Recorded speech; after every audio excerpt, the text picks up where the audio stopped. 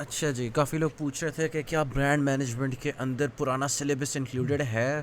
तो सर ने ये हमें सारे जो पिछले वो ये पुराने वाली मैं स्लाइड्स खोली हुई हैं, ये जो सारी पहले बातें लिखवाई थी ना कि अच्छा ब्रांड की डेफिनेशन क्या है वगैरह, ये तो ऑब्वियसली आनी ही है। लाइक 4 P's ऑफ मार्केटिंग भी आपको पता होने चाहिए। और ये जो रैंडम कभी कभी बीच में बातें करते थे होते थे, वो जो कोट्स वगैरह होते थे कि ये जैसे imagination is much more powerful than knowledge वगैरह, ये सारी चीज़ें सर ने फिर से रीराइट करवाई थी कि हाँ ये इंक्लूडेड हैं। तो मिड वन और मिड टू का कंटेंट भी इंक्लूडेड है, लेकिन उसमें था ही क्या। खैर, जो फाइनल के अंदर नया कंटेंट है जो पहले नहीं भी डिस्कस हुआ हुआ, उसके अंदर एक बात आ जाती है डिजिटल मार्केटिंग, वायरल मार्केटिंग वगैरह की, जिसके अंदर सर ने कि आपका प्रोजेक्ट इम्पॉर्टेंट है पेपर के हवाले से। मतलब जो आपने प्रोजेक्ट बनाया है वो पेपर के पॉइंट ऑफ व्यू से इम्पॉर्टेंट है। अब वो किस तरह से है ये आप ही जानो, मैं मुझे नहीं पता कि किस तरह से आ जाएगा। या एक आध मेरे दिमाग में इस तरह से आया था कि शायद वो ये पूछें कि आपने अपने प्रोजेक्ट से क्या सीखा वगैरह। तो इस तरह की चीज़ें भी हो सकती हैं हल्की फुल्की, कि मतलब आपने कौन से टैक्टिक्स लगाए, क्या सीखा एक्सेट्रा, इस तरह की चीज़ें हो सकती हैं। या फिर बस उसके रिलेटेड कुछ इस तरह की कोई चीज़ होगी, आई डोंट नो। लेकिन आपको पता ही है कि ब्रांड मैनेजमेंट पेपर बस यैप करके आना होता है, कोई इतनी फैक्ट ड्रिवन बात भी नहीं है। हर कोई बंदा बस चवले ही मार रहा होता है। उसके अलावा जो एक आध हल्का फुल्का नया टॉपिक कवर हुआ था वो साइंस ऑफ ब्रांडिंग वाले टॉपिक्स में से जो किताब के अंदर है, एक ब्रांड सेंस का था। उसके अंदर कुछ भी ख़ास नहीं है, क्लास के अंदर भी रीड करवाया था सर ने, आपको शायद याद हो। उसमें यही था कि उसका सिर्फ और सिर्फ जो अल्टीमेट कंक्लूजन है ना जो वो बोलना चाह रहे थे, वो यही था कि ब्रांड्स सिर्फ और सिर्फ आपकी साइट और हेयरिंग तक नहीं रहती मार्केटिंग के लिए, बल्कि आपकी और सेंसेस को भी यूज़ कर सकते हैं, मतलब सेंट वगैरह को, कि अपने सारों के अंदर स्टैंडर्डाइज़ करें कि एग्जैक्टली ये वाली खुशबू आए, ताकि एक पॉजिटिव मेंटल एसोसिएशन डेवलप हो, इस तरह की बातें। फिर बात आ जाती है कि ब्रांड एलिमेंट्स चूज़ कैसे करते हैं। अब ब्रांड एलिमेंट्स में क्या क्या आ जाता है, लोगो आ जाता है, आउटलेट्स का फिजिकल डिज़ाइन आ जाता है, प्रोडक्ट आ जाती है, सारा कुछ जो भी आपकी ब्रांड से रिलेटेड है ना वो आपके ब्रांड एलिमेंट्स हैं। तो ब्रांड एलिमेंट्स के अंदर जो आप अगर कोई डिज़ाइन कर रहे हो, तो आप अगर ब्रांडिंग को दिमाग में रख के कर रहे हो, आपको इन चीज़ों को कंसिडर करना चाहिए कि मेमोरेबल होनी चाहिए, मीनिंगफुल होए तो और बेहतर है, लाइकेबल भी हो तो और बेहतर है, ट्रांसफेरेबल होना ज़रूरी है, ताकि मतलब अगर कल को आपने किसी और प्रोडक्ट को बनाना हो, जैसे इसकी एग्जांपल वर्जिन वाली कंपनी है, राइट, वर्जिन एयरलाइंस हैं, वर्जिन बेट्स है। तो वो सारा वो जो लोगो है वो ट्रांसफेरेबल है, वो किसी चीज़ पे भी लगा दो, बस नीचे सबस्क्रिप्ट में चेंज कर दो कि अब ये इसके ऊपर हो रहा है। तो ये ट्रांसफरेबिलिटी आ गई है, मतलब कहीं भी वो लोगो लगा दो। तो या फिर अगर आप कोई क्लोथिंग की कंपनी हो वगैरह, आप बस जैसे सुप्रीम थी, वो शुरू शुरू में बस शर्ट्स पे आता था, बाद में वो फकिंग पत्थर बेचना शुरू हो गए थे। और उसके अंदर बस लोगों की ट्रांसफरेबिलिटी ही इतनी थी कि वो ईजिली ट्रांसलेट हो जाता था और ब्रांडिंग फिर भी रहती थी। अडेप्टेबल हो, वो भी उसी तरह की बात ही है, कोई ख़ास बात नहीं है। प्रोटेक्टेबल है, मतलब लीगली प्रोटेक्टेबल, कि आप उसको ट्रेडमार्क कर लो वगैरह, इस तरह की चीज़ें। तो आपकी ब्रांड एलिमेंट्स इस तरह के होने चाहिए। उन्होंने अब एग्जांपल दी थी कि कोक है फॉर एग्जांपल, उसके अंदर कुछ भी इतना मीनिंगफुल नहीं है, लेकिन उसके अंदर बकाया ज़्यादातर चीज़ें पाई जाती हैं, इसलिए वो ब्रांड एलिमेंट्स पर भी स्ट्रांग है। तो और वैसे उसके पीछे मार्केटिंग कैंपेन भी तो इतनी बढ़िया ना, तो वो अलग बातें आ जाती हैं। लेकिन ये थी ब्रांड एलिमेंट्स, राइट। अब उसके अलावा जो सर ने 2-3 बातें लिखवाई थी वो थी कि why aren't Pakistani brands globally strong. इसके ऊपर स्टार लगवाया था पेपर के पॉइंट ऑफ व्यू से कि ये इंपॉर्टेंट है, ये क्वेश्चन आपको पता होना चाहिए, इसका जवाब आपको सोचना चाहिए। इसके बारे में सोचोगे तो आपके पेपर में जो सवाल आएंगे आप वो भी जवाब दे सकोगे। इसी तरह से ब्रांड नैरेटिव रीडिंग लिस्ट उन्होंने प्रोवाइड की थी कि ये सारी ब्रांड हैं, इनकी हिस्ट्रीज़ पढ़ो, वो मैट हेक की जो किताब थी उससे पढ़ो। तो उसके अलावा ना एक बात और भी थी, वो थी ग्रामीण बैंक और डॉक्टर यूनिस के बारे में पढ़ने को कहा था। तो जो अगर आपको पता नहीं है तो डॉक्टर यूनिस जो हैं वो बांग्लादेश के अंदर ओरिजिनली एक इकोनॉमिस्ट थे, यूनिवर्सिटी प्रोफेसर थे, जो जिन्होंने इंडिपेंडेंटली एक चीज़ बनाई जिसको ग्रामीण बैंक कहते हैं। उसके बारे में भी बाद में डिटेल में बात करते हैं। लेकिन जब से वो बांग्लादेशी स्टूडेंट्स का सारे प्रोटेस्ट वगैरह हुए हैं, बाद में अब वो करंटली इंटरिम गवर्नमेंट के अंदर प्राइम मिनिस्टर भी हैं।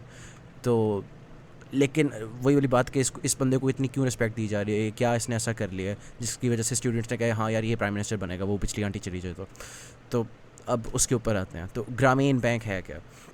अब ग्रामीण बैंक एक माइक्रो फाइनेंस बैंक है। अब यूजुअली बैंक इस तरह से होते हैं ना कि आपने अगर एक बिज़नेस सेटअप करना है, आप एक बड़ा सा लोन ले लेते हो और आपने फिर पे बैक करना होता है थोड़े से इंटरेस्ट वगैरह के साथ। तो माइक्रो फाइनेंस उसी चीज़ को बस छोटे लेवल पे ले आता है। माइक्रो फाइनेंस के अंदर ये होता है कि आप मतलब एज़ लो एज़ लाइक $12 के आप लोन दे ले रहे हो। अब ऑब्वियसली इसके नुकसानात आपको पहले ही सुनाई समझ आ गए होंगे कि अगर आप इस तरह से करोगे, आप एक गरीब बंदे को ऐसा लोन देते हो जो वो वापस कर ही नहीं सकता, और उसके ऊपर सूद भी चढ़ाई जाओगे, और वो बंदा फिर अपनी चीज़ें बेच के आप उससे बेसिकली एक्सप्लॉइट कर सकते हो। अब वो मसला बहुत ज़्यादा ममालिक में आया था माइक्रो फाइनेंस जब अप्लाई हुई थी ना, कैम्बोडिया देख लो, श्रीलंका देख लो। तो जो ग्रामीण बैंक डिफरेंटली करता है ना, वो ये है कि वो एक कैपिटलिस्ट ओन्ड बैंक नहीं है, बल्कि एक तो वो एक गवर्नमेंटल इंस्टीट्यूशन है और दूसरी वो एक मल्टी स्टेक होल्डर कोऑपरेटिव है। इसका मतलब ये, अच्छा लाइक ब्रॉडली स्पीकिंग आप बिजनेसेस को ना 3 डिफरेंट चीज़ों में डिवाइड कर सकते हो। एक है कैपिटलिस्ट ओन्ड, एक है वर्कर कोऑप, और एक है मल्टी स्टेक होल्डर कोऑपरेटिव। अब कैपिटलिस्ट ओन तो काफ़ी सिंपल है कि सारे जो प्रॉफिट्स हैं वो एक जगह सेंट्रलाइज होके ऊपर जो बोर्ड ऑफ डायरेक्टर्स हैं उनके पास जा रहे हैं। लेकिन उसके बाद आ गया आपके पास वर्कर कोऑपरेटिव, जिसके अंदर वर्कर्स खुद, आप सारे वर्कर्स खुद किसी हद तक शेयर्स ओन करते हैं कंपनी के। इसी तरह से मल्टी स्टेक होल्डर कोऑपरेटिव के अंदर तमाम स्टेक होल्डर्स कर सकते हैं। जिसकी जो ग्रामीण बैंक है ना, इसके केस में इसका ये मतलब है कि खाली वर्कर्स ही नहीं बल्कि जो लोग बोरो करते हैं ना इससे, वो भी स्टेक्स ओन करते हैं। मतलब जो सूद वगैरह ले भी रहे हैं ना, उसके प्रॉफिट्स जो हैं वो किसी एक ऊपर जगह पर नहीं जा रहे बल्कि लैटरली डिवाइड हो रहे हैं। तो इससे कुछ फ़ायदे हुए थे। उसके अलावा जो डॉक्टर यूनुस हैं, इनको इसके लिए नोबेल प्राइज़ भी मिला था, क्योंकि इन्होंने ही मतलब माइक्रो फाइनेंस को पॉपुलराइज़ किया था एज अ क्या नाम है, सोल्यूशन टू पॉवर्टी, जो कि एक्चुअली थोड़ा बहुत काम भी किया था बांग्लादेश के अंदर। जब 1970s के अंदर बंगाल फैमिन आया था, तो तब इन्होंने लाइक शुरू किया था ये ग्रामीण बैंक वाला सिलसिला, जिसके अंदर ये गरीब तरीन औरतों को मेजरली लाइक अगर आप उसको खुद बोलते हुए सुनो ना, जैसे टेड टॉक थी कोई 23 मिनट की जिसके अंदर उसने अपने पूरी बताया हुआ, उसके अंदर वो ये कहता है कि मैंने ना जो बैंकिंग इंडस्ट्री थी ना उसको उल्टा कर दिया। वो ज़्यादा सूद लेते थे, मैं सूद कम लेना शुरू कर दिया। वो आदमियों के पास जाते थे, मैं औरतों के पास जाना शुरू हो गया। वो अमीरों के पास जाते, मैं गरीबों के पास आना शुरू हो गया, एट्सेट्रा एट्सेट्रा एट्सेट्रा। तो उसने फिर एक टर्म भी डिफ़ाइन की हुई है कि एक चीज़ होती है सोशल बिज़नेस। सोशल बिज़नेस एक ऐसा बिज़नेस होता है जो नॉन लॉस और नॉन डिविडेंड हो, मतलब सेल्फ सस्टेनिंग है लेकिन प्रॉफिट वगैरह कोई प्रोड्यूस नहीं हो रहा। मतलब आप पैसे आपके पास उतने ही रह रहे हैं। मतलब अगर आपने इन्वेस्टमेंट की है ना, आपको इतनी गारंटी दी जा सकती है कि आपका लॉस नहीं होएगा, लेकिन आपको कोई प्रॉफिट नहीं मिलेगा। ये एक सोशल बिज़नेस होता है और इसका मकसद होता है किसी प्रॉब्लम को, एक सोशल प्रॉब्लम सॉल्व करना। तो उसने ये कुछ डेफिनेशंस की थी और ग्रामीण बैंक को लाइक एक्चुअली इम्प्लीमेंट करना शुरू किया था, जिसकी वजह से इसको नोबेल प्राइज़ मिला था। क्योंकि बांग्लादेश के अंदर उसने स्पेसिफिकली ये किया था कि जो गरीब लोग थे ना, उनको जाके हल्के फुल्के दे देता था और उनको एक्चुअली डायरेक्टली इनेबल करता था कि चलो इस बंदे से जाके तुम चीज़ें, अगर तुमने मांगने जा ही रहे हो तो साथ ये चीज़ें ले जाओ, ज़्यादा से ज़्यादा कस्टमर बढ़ जाएंगे, एट्सेट्रा। इस तरह की चीज़ों के साथ साथ एक्चुअली वहाँ पे पॉवर्टी एलिविएशन के ऊपर काम काफ़ी ज़्यादा हुआ था। लेकिन जब ये पॉपुलराइज होना शुरू हुआ था आइडिया, तो जब US एड वगैरह ने कैम्बोडिया या श्रीलंका वगैरह के अंदर इस तरह की जगहों, इस तरह के इनिशिएटिव्स को सपोर्ट करने की कोशिश की, वहाँ पे अच्छी तरह से नहीं हो पाया, क्योंकि वही वाली बात, सूद चढ़ जाता था बंदे के ऊपर और गरीब बंदा अपनी और चीज़ें बेचना शुरू होता है वगैरह। तो माइक्रो फाइनेंस एक कॉम्प्लिकेटेड टॉपिक है। मुझे नहीं पता सर ने क्यों ब्रांड मैनेजमेंट के कोर्स के लिए हमें कहा था कि पढ़ के आओ थोड़ा बहुत इसके बारे में, लेकिन ये है ग्रामीण बैंक और ये इसलिए इम्पॉर्टेंट है लाइक बांग्लादेश के पॉइंट ऑफ व्यू से। अच्छा, अब इसके अंदर एक आध और भी चीज़ें आ जाती हैं कि मतलब उसने लाइक डानोन ग्रुप जो है फ्रेंच, उसके साथ भी लाइक पार्टनर किया था और उसके साथ मिल के एक social business quote and quote बनाया था, जिसके अंदर like non profit non dividend है, जिसके अंदर वो बेसिकली बच्चों के लिए दूध वगैरह कर रहा था, वो दही वगैरह बना रहे थे, क्योंकि उस वक्त वही वाली बात, मेल न्यूट्रिशन थे सारे बच्चे बंगाल फैमिन के अंदर 1970s के अंदर। तो उन मसलों के हल के लिए ये चीज़ें बनाई गई थी और फिर बाद में गवर्नमेंट सब्सिडीज़ वगैरह भी मिली हैं, एट्सेट्रा एट्सेट्रा। तो ये ग्रामीण बैंक है। अच्छा, अब ब्रांड मैनेजमेंट के पर्सपेक्टिव से इधर क्या लिया जा सकता है? अब मेरे ख्याल में अगर आप इससे कहो कि इसकी ब्रांडिंग के बारे में बताओ, तो आप यहाँ पे देख सकते हो कितनी सारी चीज़ें ग्रामीण ग्रामीण ग्रामीण। तो लोगों के दिमाग के अंदर ना ग्रामीण के लफ्ज़ के साथ ना एक पॉजिटिव ऐसी मेंटल एसोसिएशन डेवलप हो चुकी है कि यार ये बंदा ना हमारे मतलब की काम के लिए कर रहा है, ये लाइक कॉर्पोरेट ग्रीड से नहीं चल रहा बल्कि लोगों की मदद करने के वजह से चल रहा है। तो चाहे ये जितना सही हो या गलत हो, अब मैं कहूँगा नहीं कि ये सही है या गलत है, क्योंकि कॉम्प्लिकेटेड अगेन, क्योंकि लाइक अगर आप इसका नेटवर्क देख लो तो काफ़ी ज़्यादा मसले भी आते ही हैं। तो अगर कोई प्रॉफिट नहीं हो रहा तो इसके ये कहाँ से अमीर हो गया एक्सेट्रा, इस तरह की भी चीज़ें आ जाती हैं। बट लाइक एक ये बात है कि बांग्लादेशी पॉपुलेशन जो है वो इसको ट्रस्ट करती है किसी हद तक, इसीलिए बाद में फिर इसको प्राइम मिनिस्टर बना लिया था। तो इसकी ब्रांडिंग के हवाले से वही वाली बात, अगर हम वो ब्रांड एज ए रिलीजन वाले मॉडल वगैरह पे देखें तो उसके अंदर गुडनेस और प्रायोरिटी वगैरह के बारे में स्ट्रेस किया हुआ था कि हम बड़े अच्छे हैं वगैरह। तो उस पॉइंट ऑफ व्यू से अगर देखा जाए तो हाँ, ये काफ़ी पॉजिटिव ब्रांड इमेज रखते हैं। तो ब्रांड एक्विटी इस हद तक बिल्ड हुई हुई है, और एक रिकग्नाइजेबिलिटी भी वर्ड ऑफ माउथ कम्युनिकेशन वगैरह की वजह से हो गई है इंक्रीज़। तो अच्छा, और उसके अलावा फिर वो नोबेल प्राइज़ वगैरह इनको और ज़्यादा लेजिटिमेसी प्रोवाइड करता है, जिसको वो यूज़ करके मज़ीद मार्केटिंग कर लेते हैं एट्सेट्रा। तो ये हो गए इसकी बात। अब आगे अगले सवाल पे आता है जो सर ने कहा था, वो था कि like why aren't Pakistani brands globally strong. अब इस सवाल को जब मैं सुनता हूँ ना, मेरे दिमाग में यह था लाइक एक स्ट्रॉन्ग ब्रांड क्या होती है, राइट? लाइक क्या टेस्ला एक स्ट्रॉन्ग ब्रांड है? मतलब उसके सारे स्टॉक्स आप देखो तो नीचे जाई जा रहे हैं, मसले आए जा रहे हैं, लेकिन फिर भी रिकग्नाइजेबिलिटी है। तो मतलब क्या वो एक स्ट्रॉन्ग ब्रांड है? अब मैं ये आर्ग्यू करूँगा कि हाँ वो है, क्योंकि वो उसके अंदर ब्रांड एक्विटी है। मतलब काफ़ी ज़्यादा लोग खाली टेस्ला का नाम सुन के वो गाड़ी ले लेते हैं, चाहे वो उतनी ख़ास भी ना हो। मतलब किसी हद तक ब्रांड एक्विटी है, इसलिए उसको स्ट्रॉन्ग कंसिडर किया जाएगा। तो जब भी आपको इस तरह का कोई सवाल आता है, सबसे पहले आपने डेफिनेशन ऑफ टर्म्स करना है कि what does this even mean. Probably मेरा ख्याल है कि ये एक अच्छी अप्रोच रहेगी। आपको पता है ये सोशल साइंसेस के अंदर हम यूजुअली लाइक टर्म्स को डिफाइन कर रहे होते हैं ताकि हर किसी को पता हो कि हमारा क्या मतलब है जब हम ये लफ्ज़ इस्तेमाल कर रहे हैं, क्योंकि काफ़ी बार डिफरेंट मतलब भी हो सकते हैं। हो सकता है किसी और बंदे के लिए स्ट्रॉन्ग ब्रांड का मतलब सिर्फ और सिर्फ लाइक प्रॉफिट बेस्ड हो, जो कि टेस्ला के पास नहीं है, वो ट्विटर के पास भी नहीं है, ट्विटर भी प्रॉफिट नहीं कर रहा, राइट? तो इस तरह की चीज़ें आ जाती हैं। अच्छा, तो उसके बाद है लाइक मेरा ख्याल है कि अगर आपने एनालाइज़ करना है कि पाकिस्तानी ब्रांड्स ग्लोबली स्ट्रॉन्ग क्यों नहीं है, आपको उनको देखना पड़ेगा जो ग्लोबली स्ट्रॉन्ग हैं, देखना पड़ेगा कि वो क्यों हैं, और फिर देखना पड़ेगा कि पाकिस्तान के अंदर वो फैक्टर्स नहीं थे, क्या मसले थे इसकी वजह से नहीं हो पाया।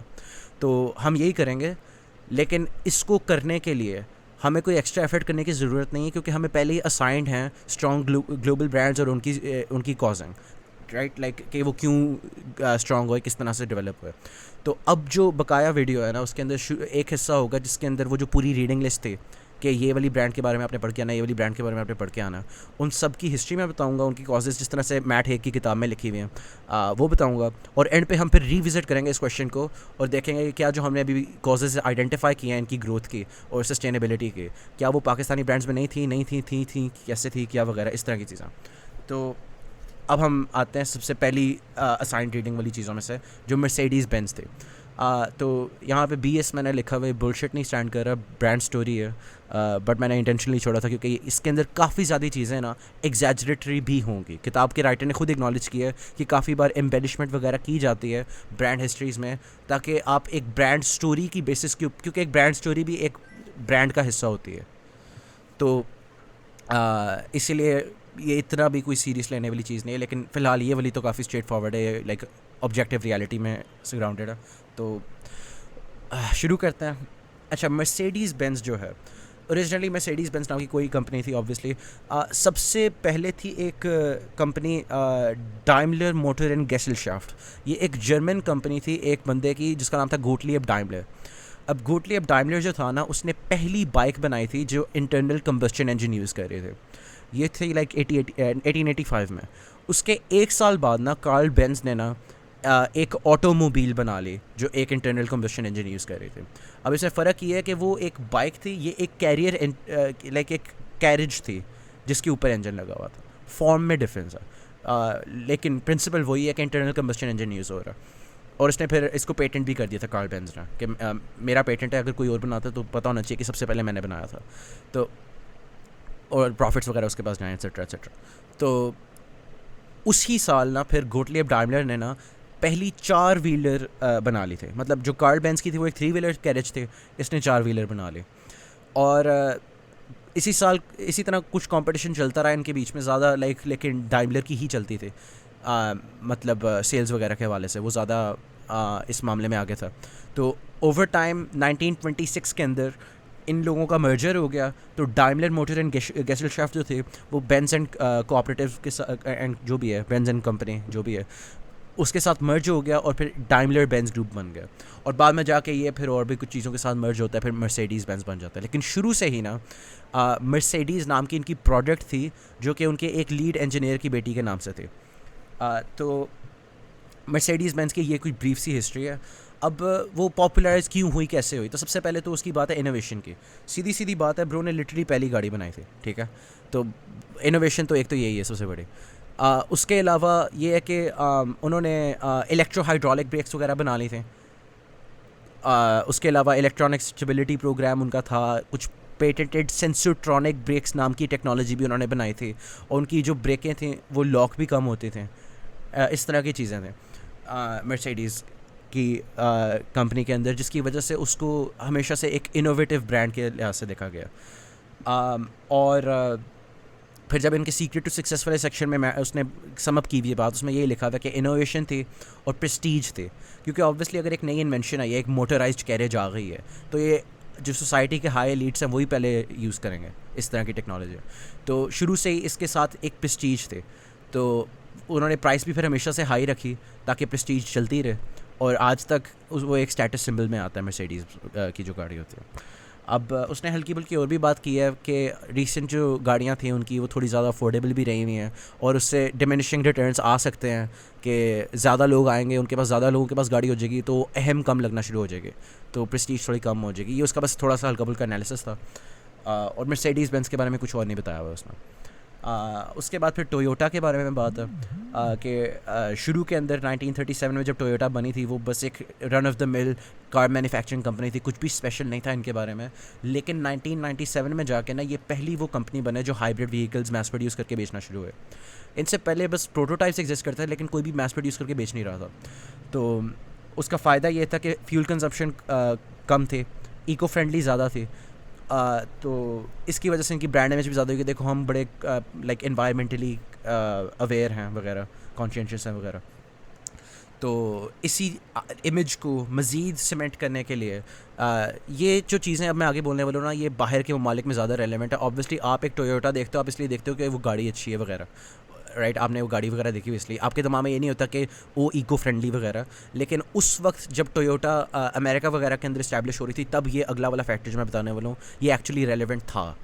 और वो है कि ये जो इको फ्रेंडली वाली जो चीज़ है ना, इसके बड़ा मार्केट किया गया था, और अपने आप को ना बड़ा प्रेजेंट किया गया था एक पायोनियर की तरह, एक बड़े इनोवेटिव ब्रांड की तरह जो एक मिशन के ऊपर है, लाइक गाड़ियों को ज़्यादा इको फ्रेंडली वगैरह बनाने के लिए और कंज्यूमर फ्रेंडली बनाने के लिए। तो वो मोर एफिशिएंट फ्यूल कंजम्पशन उनको उसका बड़ा फ़ायदा उठाया था। और वो ये है कि जो उनका लाइक प्रेसिडेंट था वो खुद भी कहता था, फूजी चो जो उसका नाम था, कि यही हमारी फ्यूचर ग्रोथ की स्ट्रेटजी है। और जब निसान ने उनसे लाइक कोऑपरेट किया ना, लाइक वो कोऑपरेट नहीं बल्कि निसान ने उनसे रिक्वेस्ट की कि हमें थोड़ा सा बताओ उनके बारे में, उन्होंने लाइक गेट कीप वगैरह नहीं किया, उन्होंने बल्कि काफ़ी ज़्यादा कोऑपरेट किया with taking very little from Nissan. जबकि मोस्ट कंपनीज इस तरह की चीज़ों को ट्रेड सीक्रेट बना के रखती हैं, वो शेयर नहीं करते। जब उन्होंने इस तरह से शेयर किया ना, उसको भी अपनी मार्केटिंग का हिस्सा बना लिया कि हम देखो हम एक ऐसी ब्रांड है जो एक्चुअली ड्राइविंग को रेवोल्यूशनाइज करना चाहते हैं, हम बड़े कॉन्शियस हैं। उसके बाद उन्होंने और भी इनोवेशन हल्की फुल्की की थी कि मतलब वो मशीन असिस्टेड पार्किंग, मतलब वो सिग्नल्स वगैरह वाली चीज़ जो होती है कि आपको पार्किंग करने में आसानी देती है, सेंसर्स वगैरह लगे होते हैं। तो इस तरह से टोयोटा ने अपने आप को एक बड़ा फ्यूचरिस्टिक ब्रांड की तरह सेल किया था अर्ली डेज़ के अंदर। और बाद में जाके फिर आपको पता है फिर इनर्शिया वगैरह की वजह से और ही वर्ड ऑफ माउथ मार्केटिंग वगैरह वाली चीज़ें भी आ जाती हैं। तो जो इनिशियल लेकिन जो सीक्रेट्स थे इनकी सक्सेस के, वो था मिशन वाली जो प्रोजेक्शन है और इनोवेशन। अब उसके बाद बात आ जाती है BMW की। मैं सारी गाड़ियाँ वगैरह एक जगह ग्रुप की हैं, अगर आपको अभी तक पता नहीं चला, ये आखिरी गाड़ी वाली है। तो BMW जो है ना, ओरिजिनली एक एयरक्राफ्ट इंजन्स के लिए थी, क्या नाम है कंपनी, और उनका शुरू से फोकस था लाइक मोटराइज्ड स्पीड का, कि बस बड़ा तेज़ होना चाहिए हमारा सारा कुछ।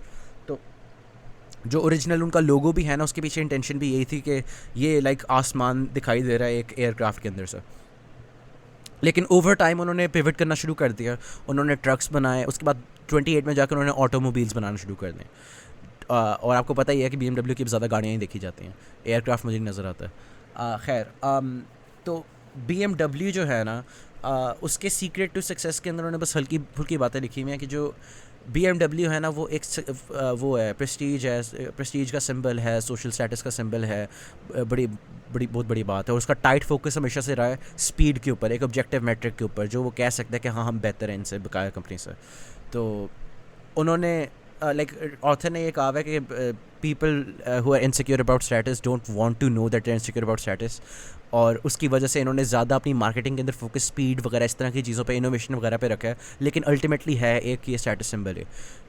अब मैं जब इसके बारे में सोचता हूँ लाइक मर्सिडीज़ बेंज और BMW के कंपैरिजन के बारे में, अगर दोनों प्रेस्टीज बेस्ड ब्रांड्स हैं तो लाइक कंपटीशन एग्जिस्ट करता है, इसके बारे में उन्होंने कोई कमेंट्री नहीं प्रोवाइड की हुई। लेकिन मेरा ख्याल इतना मैटर भी नहीं करता इसके अंदर, पॉइंट आपको बाद में समझ आ जाएगा जब मैं समअप करने पे आऊँगा। अब हम आगे चलते हैं अगली ब्रांड पर। आगे आ जाती वेस्पा। अच्छा, एक आदमी था कोरादीनो दासानियो, जिसने पहला हेलीकॉप्टर बनाया था। ठीक है, ये एक इटालियन आदमी था। और जब वर्ल्ड वॉर 2 के बाद इटली की सारी रोड्स लाइक बम वगैरह फट फुट के सारा कुछ तबाह हो गया हुआ था, बहुत ज़्यादा ट्रांसपोर्ट के मसले आ रहे थे, और कुछ तंग सी गलियाँ थी जहाँ पे गाड़ियाँ वगैरह आती भी नहीं थी भी वो ज़्यादा एक्सपेंसिव। बाईसाइकिल्स जो थी उस वक्त वो लाइक एफर्ट बड़ी यूज़ करते थे, और ऑब्वियसली स्किल भी होती थी कि मतलब बैलेंस वगैरह कर सके, हर कोई नहीं चला सकता था उस वक्त, थोड़ा सा लर्निंग का फिर भी होता था। तो एक वो जो लाइक एक ग्रुप था, पियागियो ग्रुप और समथिंग, उसने कोरादीनो को लाइक अप्रोच किया और उसको कहा कि लाइक एक ऐसी चीज़ बनाओ जो लाइक कोई भी चला सके और वो जगह भी कम ले और लोगों के कपड़े भी ना ख़राब हों, राइट। तो इस तरह की एक प्रोडक्ट बना के दिखाओ। तो उसके लिए ना डियासनियो ने ना पहला स्कूटर बनाया जिसका नाम था वेस्पा, 1946 के अंदर। और ऑब्वियसली वो एक रियल प्रॉब्लम सॉल्व कर रहा था, इसलिए वो काफ़ी जल्दी अडॉप्ट भी हो गया। लेकिन ना उसकी फॉर्म भी ऐसी थी कि काफ़ी ज़्यादा लोग ना उसको ब्यूटीफुल कंसिडर करते थे। अब उसका इफेक्ट ये था कि लाइक 1950 से 60s के अंदर वो एक सिंबल ऑफ इटालियन रोमांस बन गया, क्योंकि ना एक आध मूवी थी, एक रोमन हॉलिडे नाम की एक हिट मूवी थी उस वक्त इटली के अंदर, जिसके अंदर ना मतलब एक कपल जा रहा होता है, उसके अंदर बड़ा सिग्निफिकेंट रोल होता है उनके स्कूटर का। और वो एक उसकी शेप भी बड़ी लाइक कर्वी सी थी, वियर्ड सी थी, तो वो उनके लिए ना एक सिंबल ऑफ ब्यूटी भी बन गया। तो काफ़ी ज़्यादा सेल्स में ब्रांडिंग अच्छी होगी उसकी। तो आगे जाके फिर 1970 से प्रेजेंट तक उसका उन्होंने थोड़ा सा शिफ्ट ले लिया। वो जो सारे सिंबल्स थे इटालियन रोमांस के, वो अनडू हो गए, क्योंकि उसकी ज़्यादा एसोसिएशन होना शुरू की रेबेलियस यूथ मूवमेंट्स के साथ जो उस वक्त यूरोपियन रीजन में हो रही थी। वो लोग वेस्पा स्कूटर्स लेके चलते जाते थे, तो आहिस्ता आहिस्ता उन्होंने अपनी ब्रांड इमेज भी चेंज करना शुरू कर दी। तो अब उनका बड़ा लाइक एजी सा कूल सी ब्रांडिंग अपनी तरफ से की होती है। तो ये थी वेस्पा। और इसके सीक्रेट टू सक्सेस के अंदर ऑब्वियसली हिस्टोरिकल सिग्निफिकेंस आ जाता है, एक एक्चुअल प्रॉब्लम भी सॉल्व कर रहा था, प्लस स्टाइल और डिज़ाइन। अब स्टाइल और डिज़ाइन कैसे डिफरेंट है? स्टाइल तो मतलब विजुअल अपील, एस्थेटिक अपील के बारे में है ना, जबकि डिज़ाइन है कि मतलब जैसे वो वाली बात के कपड़े ना गंदे हों, ये एक एक्चुअल चीज़ है जो एक प्रॉब्लम सॉल्व करी है। मतलब वो फिज़िकल एलिमेंट्स डिज़ाइन के जो एक्चुअली कोई प्रॉब्लम सॉल्व कर रहे होते हैं वो डिज़ाइन में आ जाएंगे, और वो एलिमेंट्स जो एक खाली एस्थेटिक वैल्यू की वजह से वो स्टाइल में आ जाता है। तो ये डिस्टिंक्शन थे यहाँ पर। तो वेस्पा इसलिए रेलेवेंट थे। तो वेस्पा का सक्सेस आपको समझ आ गया होगा कैसे है, काफ़ी स्ट्रेट फॉरवर्ड था।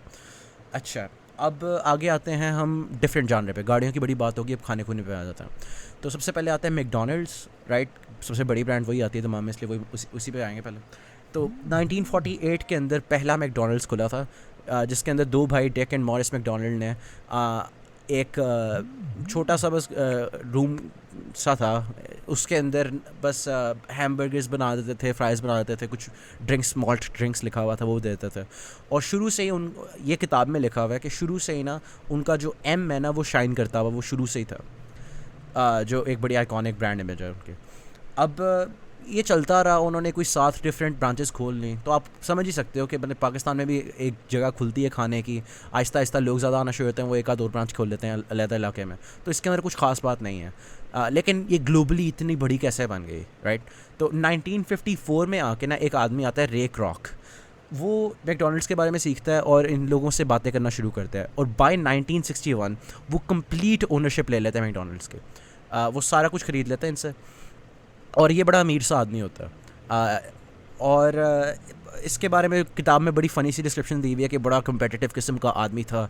वो कुछ बहुत ही ना, मतलब पता नहीं किस तरह की जो बूमर्स को अपील करती हैं बातें, वो वाली चीज़ें लिखी हुई थी कि if his competition was drowning he would put a water hose in their mouth. इस तरह की चीज़ें अनआयरॉनिकली किताब में लिखी हुई थी, कुछ यूज़फुल नहीं है। बस यही पता चलता है कि रे क्रॉक जो था ना, बड़ा अमीर आदमी था, जिसकी वजह से इंटरनेशनली ये रीच कर सका। अब उसने कुछ लाइक स्ट्रॉन्ग प्रोटोकॉल्स रखी हुई थी। QSC नाम की एक प्रोटोकॉल थी, क्वालिटी सर्विस क्लिनलीनेस, जिसके ऊपर वो बहुत एम्फेसाइज़ करता था कि ये हमारी ब्रांड वैल्यूज़ हैं, हर वर्कर को पता होनी चाहिए, ये इसको वायलेट नहीं करना। और बाय लाइक 1967 में जाके उसने, उसका पैसा इतना था तो उसने इंटरनेशनली जाके लाइक डिफरेंट ब्रांचेस खोल ली, और ऑब्वियसली प्रॉफिट होता गया। और वो अर्ली जो लाइक खाना था, लाइक इस पॉइंट के ऊपर 1967 के अंदर कितनी खाने की जगहें होंगी जो इंटरनेशनल जा रहे होंगे, कोई भी नहीं था। तो they kind just got in early, और उसकी वजह से वो लकी हो गए, राइट। बाद में जाके फिर और भी इंटरनेशनल ब्रांड्स आ गई हैं, लेकिन मैकडोनल्ड्स इसलिए इतना लाइक फेमस हुआ क्योंकि वो पहले आ गया यूजुअली। तो 1990 तक उसने तकरीबन हर मुल्क में खोल ली हुई थी अपनी अपनी ब्रांचेस।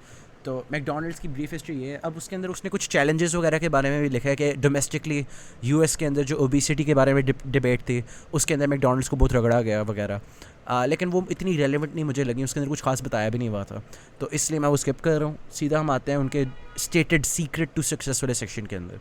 तो मैट हेक साहब के मुताबिक मैकडोनल्ड्स के सीक्रेट टू सक्सेस फेमिलियरिटी था, जो कि काइंड मेरे ख्याल में बैकवर्ड्स है, क्योंकि आप फेमिलियर कब हो गए अगर वो पहले की सक्सेसफुल हो गए, राइट। तो ऑब्वियसली हाँ, वो डोमिनो इफेक्ट आया ही था मैकडोनल्ड्स के मामले में, लेकिन वो एक primary secret too early success नहीं था मेरा ख्याल है। आगे उसने लिखा हुआ कि जो रे क्रॉक था ना, उसका प्राइड और जो परसिस्टेंस थी उसकी वजह से हुआ। बहुत सरफेस लेवल किस्म का एनालिसिस था उसका, इसके अंदर कुछ भी ख़ास बताया नहीं हुआ, लेकिन मेरे पर्सनल व्यू के अंदर रे क्रॉक के पैसे जितने ज़्यादा थे ना, उसकी वजह से ये इतना इंटरनेशनल हो चुका। अगर कोई और, अगर वो डेक एंड वॉरियर्स के पास ही होता ना, तो इतनी जल्दी कभी भी ना हो पाता इतना इंटरनेशनलाइज। जो डिस्क्रिप्शन रे क्रॉक की दी हुई है उससे ही पता चलता। अच्छा, आगे कोका कोला आ जाती है। अब कोका कोला के बारे में ये है कि कोका कोला से पहले उसके जैसी एक ड्रिंक एग्जिस्ट करती थी 1863 के अंदर, विन मारियानी। अब विन मारियानी एक कोका बेस्ड ही ड्रिंक थी, लेकिन वो वाइन थी। उसके अंदर लाइक वो एक अल्कोहलिक बेवरेज थी, और उसके अंदर लाइक 10 मिलीग्राम्स ऑफ कोकेन पर आउंस होते थे, ठीक है। और वो एक्चुअली बहुत सेलिब्रेटेड थी, बहुत ज़्यादा लोग पीते थे, स्पेशली अमीर लोग, राइट। और लेकिन इवेंचुअली इसका सक्सेस देख के एक आदमी था डॉक्टर जॉन पेम्बरटन, जिसने ना 1886 में जाके इसका कंपेटिटर बनाया, जिसका नाम था कोका कोला। अब कोका कोला भी ओरिजिनली ना जिस तरह अब है उस तरह नहीं थे। उसने बस ये किया था कि जो विन मारियानी थी ना, उसके अंदर वाइन होती थी, उसकी जगह शुगरी सिरप डाल दिया था, कुछ कोला नट्स एक्स्ट्रा ऐड कर दिए थे, और quote on quote 7 natural flavours add कर दिए थे, जो आज तक सीक्रेट है, मतलब जो उनका सीक्रेट फार्मूला है कोक का, राइट। और अर्ली कोक के अंदर भी कोकेन होती थी, मतलब खाली विन मारियानी के अंदर कोकेन नहीं थी, अनआयरॉनिकली कोक के अंदर भी कोकेन हुआ करती थी, लेकिन बाद में जाके रेगुलेशन वगैरह की वजह से उन्होंने रिमूव कर दी।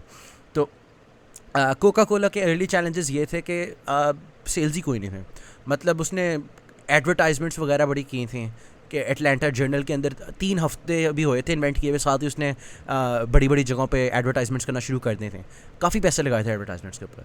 लेकिन फिर भी ना, पहले साल उनकी एवरेज थी कि एक दिन में 6 से 9 ग्लास बेचे जा रहे थे बस, और इससे मतलब प्रोडक्शन कॉस्ट भी कवर नहीं हो रहे थे, वो मतलब सारा कुछ रेड पे चला रहा था। और लेकिन वही बात, उसके पास पैसे ही इतने थे कि वो चलाता रहा था।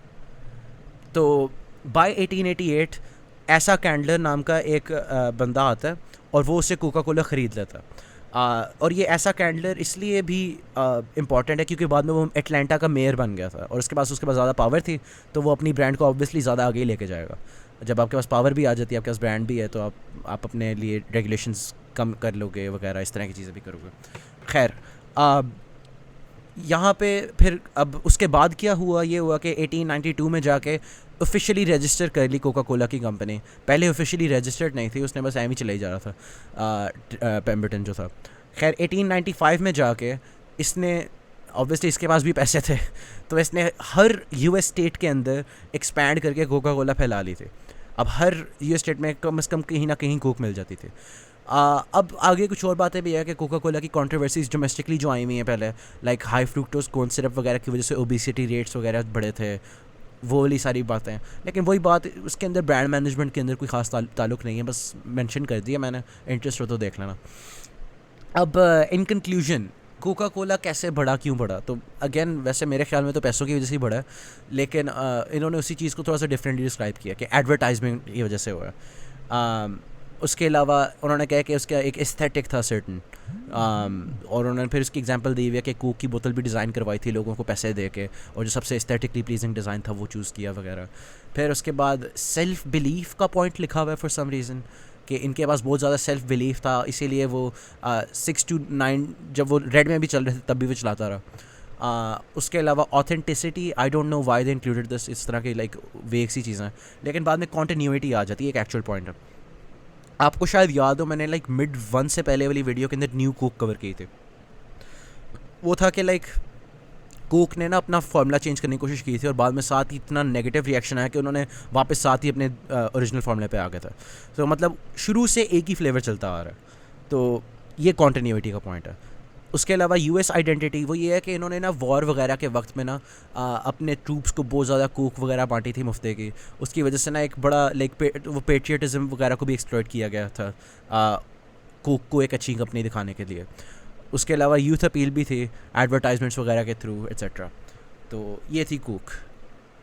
अच्छा, आगे कोलगेट भी इसी तरह से है यार, कि मतलब शुरू में कोई और हुआ करती, 70 साल बाद जाकर उन्होंने टूथपेस्ट बनाना शुरू की, फ्लोराइड बाद में जाके की, लेकिन वो इस तरह की चीज़ें हैं, कोई ख़ास बात नहीं है कोलगेट के अंदर, वही पैटर्न सारा फॉलो हो रहा है। लेकिन उन्होंने जो एंड पे सीक्रेट्स टू सक्सेस लिखे हुए ना किताब में, वो सिंप्लिसिटी और इनोवेशन लिखा हुआ है। ये मुझे कुछ खास लगी नहीं थी, बात में मैं ज़्यादा डिटेल में नहीं कवर कर रहा।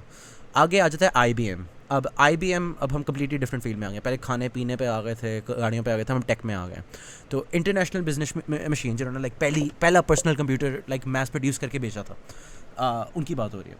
तो सबसे पहले ये जो कंपनी थी ना, इसका नाम हुआ करता था कंप्यूटिंग टैबुलेटिंग रिकॉर्डिंग कंपनी। 1914 में जाके थॉमस वॉटसन जो था उस कंपनी का जनरल मैनेजर बन गया, और according to the book Watson की वजह से 3 सालों के अंदर उसका रेवेन्यू डबल हो गया। अब मैं जब ये सुनता हूँ मेरे दिमाग में ये लगता है कि वही वाली बात कि आप बहुत ज़्यादा ना एम्बेलिश कर रहे हो कि ओके हाँ इस एक बंदे की वजह से हो गया, बट स्टिल वही वाली बात कि ब्रांड स्टोरीज ब्रांडिंग का हिस्सा होती हैं। तो आपको जो वॉटसन की कहानी बताई जा रही है वो IBM की ब्रांडिंग का हिस्सा है, क्योंकि उनकी साइट पे इसी तरह से ऑफिशियल स्टेटमेंट में लिखा हुआ कि हमारे ये लोग थे जिन्होंने ऐसा किया, फिर ये किया, बड़ी मेहनत की, फिर ऐसा हुआ। खैर, उसी बंदे ने ना फिर वॉटसन ने अब कंपनी को रीनेम करके इंटरनेशनल बिजनेस मशीन भी कर दिया, जबकि उसकी ज़्यादातर मार्केट डोमेस्टिक थी, लेकिन उसका विजन हमेशा से ग्लोबल था। तो ये एक बात थी। आगे ये है कि ना IBM ना एक ट्रेंड सेटर था एम्प्लॉय बेनिफिट्स के मामले में। जितने अच्छे बेनिफिट्स एम्प्लॉयज़ को IBM देता था ना, उतना उस वक्त कोई भी और नहीं देता था। मतलब मेडिकल लीव वगैरह तो ऑब्वियस सी बातें हैं, उसके अलावा like extra incentives, like health care वगैरह, इस तरह के बड़े ज़्यादा बेनिफिट्स देते थे। तो उसकी वजह से ना सारे एम्प्लॉयज़ बड़े खुश थे, और उसकी ना एक इमेज, बड़ी एक प्रेस्टिजियस ब्रांड की इमेज आना शुरू हो गई कि हाँ यार मैं IBM में काम करना चाहता हूँ। उसके अलावा उसका एक notable client over time US government भी बन गए, क्योंकि उनको पता था कि ये लाइक बड़े लेवल पे काम करते हैं, हमेशा से B2B थे। तो US गवर्नमेंट के बड़े ज़्यादा लाइक काम किए हैं उन्होंने, जिसकी वजह से जब इकोनॉमिक क्राइसिस भी आए होते थे तब भी इनके पास कस्टमर आया रहता था कोई, और वो US गवर्नमेंट थी। और उसके अलावा यही है कि जब तक वॉटसन मरा था तब तक IBM काफ़ी ज़्यादा बड़ी और डिज़ायरेबल ब्रांड बन गई थी, लाइक 10,000 एम्प्लॉई टाइप शर्ट। 10,000 तो कम बता रहा हूँ, मिलियंस में भी थे एट सम पॉइंट, मेरा ख्याल है मिलियंस नहीं, मैं गलत कह रहा हूँ, लाइक लाख वगैरह के अंदर, इस रेंज में। तो IBM was a very big brand. लेकिन आहिस्ता आहिस्ता उसका बेटे ने पहले CEO बना, उसने भी काफ़ी वही चीज़ें की जो उसके बाप ने की थी। वही कंप्यूटर नया बना, मेन फ्रेम पहला बना लिया वगैरह, इस तरह की चीज़ें उन्होंने बताई हुई हैं। लेकिन इवेंचुअली उसके हाथ से निकल गया जब उसने खुद ही CEO की पोजीशन से छोड़ दी, तो उनकी फैमिली के हाथ से निकल गया और कोई और आ गया। उसकी वजह से ये हुआ कि अच्छा हाँ ये भी है कि अर्ली ऑन ना फ़ायदा इनको ये हो रहा था कि ना कोई और एडवांसमेंट करता था, ये बस उसको ना लाइक मैस एक्सेस प्रोवाइड कर देता था, मतलब उसको बस मैस मैन्युफैक्चर करते हैं। मतलब Apple 1 ने पहला कंप्यूटर बनाया, IBM ने पहला मैस परचेज़ के लिए अवेलेबल कंप्यूटर बनाया, राइट। तो इस तरह से ना वो कोई और कुछ करता था और ये उसको बस एक्सेसिबल बना देता था। उसकी वजह से ही प्रॉफिट करी जाती है, क्योंकि वो एज ही ऐसी थी कि कंप्यूटर्स के एडवांसमेंट्स इतनी ज़्यादा हो रहे थे। लेकिन ओवर टाइम जितने ज़्यादा कंप्यूटर्स डिस्ट्रीब्यूट होना शुरू हो गए, उन्होंने अपनी एज लूज़ करना शुरू कर दी, क्योंकि अब और भी कंपटीशन आना शुरू हो गया। एट दिस पॉइंट उन्होंने फिर किसी और गाय को रखा जिसका नाम था लुइस गर्स्नर, और उसने फिर आके कहा कि यार देखो, आपके पास इतनी बड़ी टीम है, आपके पास इतना सारा कुछ है, आप वो चीज़ के ऊपर फोकस करो जो ये लोग नहीं कर सकते। वो थे इंटीग्रेटेड सोल्यूशंस। वो लोग कंपोनेंट्स वगैरह के ऊपर काम करते हैं, आप इंटीग्रेटेड सोल्यूशंस पे काम करो, और उसकी वजह से लाइक बाउंस बैक हो गए। तो ये IBM की कहानी थी कि इस तरह से उनके अप्स एंड डाउन्स रहे हैं। तो इसके अंदर क्या सीक्रेट टू सक्सेस है पता नहीं बस, लेकिन उन्होंने किताब में लिखा हुआ है कि मैसेज, ट्रस्ट और ब्रांड फोकस। मेरे ख्याल में जो है यहाँ पे एक इंपॉर्टेंट चीज़ वो है एम्प्लॉई बेनिफिट्स वगैरह वाली, जिसकी वजह से वो ओरिजिनली इतनी डिज़ायरेबल प्लेस बनी थी वर्कर्स के लिए काम करने के लिए। वर्कर मोरल अच्छा हुआ था, प्रोडक्ट्स भी अच्छी होना शुरू हुई थी, प्रॉफिट भी आना शुरू हो गए थे, फिर US गवर्नमेंट जैसे क्लाइंट्स भी आना शुरू हो गए, और उसकी वजह से था। लेकिन किताब में ये चीज़ें लिखी हुई थी, इसलिए मैंने वही वाली लिखी है यहाँ पर। खैर, अच्छा, अब आगे आती है बात गूगल की। अब गूगल बड़ी सिंपल सी बात है, इसके अंदर कुछ भी कॉम्प्लिकेटेड नहीं है। गूगल की ब्रांडिंग कुछ भी नहीं है। गूगल ने कभी एक मार्केटिंग फर्म को नहीं हायर किया आज तक। गूगल की ब्रांडिंग सिर्फ और सिर्फ उसका एक्सपीरियंस है। आप सर्च इंजन पे जाते हो, आपके सामने रिजल्ट आ जाता है, और क्या चाहते हो, राइट? और आपके इर्द गिर्द हर कोई बंदा जानता है गूगल क्या है। तो वर्ड ऑफ माउथ एडवर्टाइजमेंट और एक अच्छी क्वालिटी प्रोडक्ट, सिर्फ और सिर्फ इसके पीछे यही है, और कुछ भी नहीं है यहाँ पर। गूगल के बारे में और कोई कम्प्लेक्सिटी नहीं है मार्केटिंग के हवाले से, कि यही है कि ओरिजिनली एक नई प्रोडक्ट बनी, उसके बारे में लोगों को पता चलना शुरू हुआ, वर्ड ऑफ माउथ के थ्रू वो चीज़ फैलना शुरू हुई, और वो प्रोडक्ट अच्छी थी इसलिए लोगों के दिमाग में हमेशा बैठी रह गई, और आहिस्ता आहिस्ता वो एक्सपैंड करता गया।